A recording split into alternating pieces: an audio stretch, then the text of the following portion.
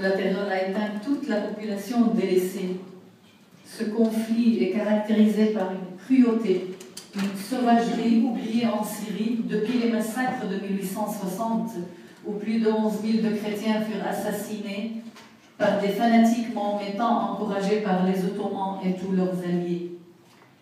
La Syrie subit aujourd'hui, en plus de l'embargo imposé, une instabilité humaine, économique, sociale, politique, culturelle sans précédent. Je vous parle de mon expérience, parce que c'est vrai, je suis là depuis quelques années, mais je me rends en Syrie, à Damas, tous les ans pour vivre avec les gens ce qu'ils vivent et partager leur sort. Donc cet été, je suis passée, donc les gens vivent, mais ils agonisent étant vivants sous les obus, ils ne dorment pas. Des explosions, des coups de feu, des mitraillettes provenant des rues avoisinantes, des morts collectives sous les obus, où les fusées ont duré de feux d'artifice, des voitures piégées visant les plus faibles, sans défense, les enfants dans les écoles, les malades dans les hôpitaux, ou ceux qui prient dans leur lieu de culte. Les jeunes, les enfants qui ne peuvent pas aller à l'école parce que les bombardements, les obus tombent arbitrairement. Les jeunes ne peuvent pas s'y rendre à l'université, donc qu'est-ce qu'ils font? Soit ils boivent, soit ils se préparent à aller combattre aussi contre les djihadistes et contre l'État islamique. Donc, j'ai peur, moi, pour une autre société à l'avenir, si on laisse ça, où on va aller. Le commerce des êtres humains, la femme en particulier, facteur principal de criminalité, vendu comme un objet de plaisir collectif et par tranche d'âge. Donc, il y a des prix, plus la jeune est jeune, plus elle coûte cher, plus l'enlèvement et les échanges de rançons.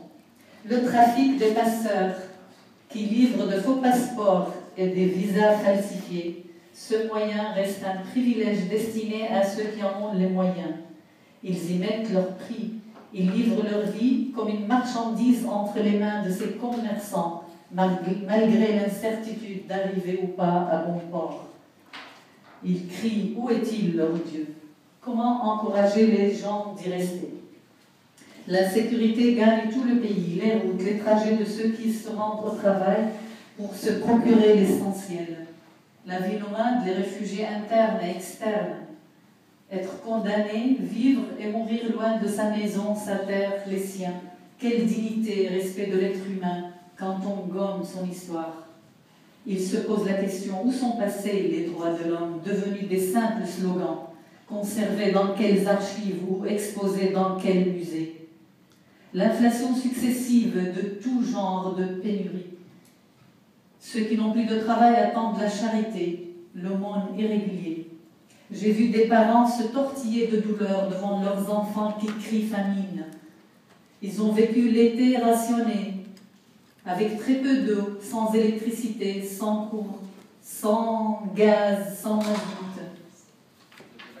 Et maintenant, ils recommencent à vivre l'hiver, sans se chauffer, sans s'éclairer, sans pouvoir cuisiner. Le pain quotidien devient une monnaie rare.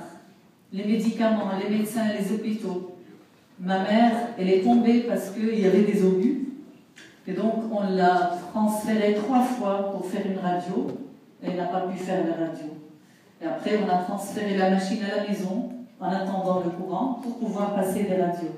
Et après, les médicaments ont été prescrits, administrés au téléphone, donc on n'a pas pu voir le médecin. Les aides humanitaires n'arrivent qu'à une minorité bien ciblée. Le reste des personnes, des familles déplacées, sinistrées et réfugiées sont abandonnées à leur sort.